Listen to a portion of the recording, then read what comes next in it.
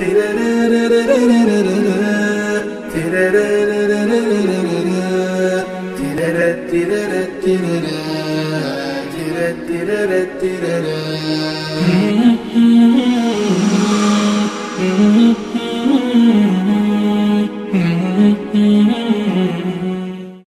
الله الرحمن الرحیم.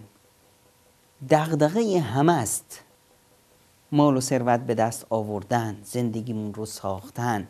برای ثروت، برای مال میریم کار میکنیم، میریم درس میخونیم، مدرک میگیریم، فلان و فلان، اما غافلیم که یک قانون اساسی خداوند متعال قرار داده، اون قانون اساسی رو زدیم کنار. آقا رزق و روزی مأمونه پیش خداوند، ضمانت شده، اما راه رسمش چیه؟ و من یتق الله یجعل له مخرجا. آن کس که تقوای الهی رو پیش گیره، خداوند براش گشایشی میاره از مشکلات و از سختی ها و از هر آنچه که به اصطلاح مایه دردسر و نگرانی همه هست، خداوند براش یک گشایشی، راهی رو درست میکنه.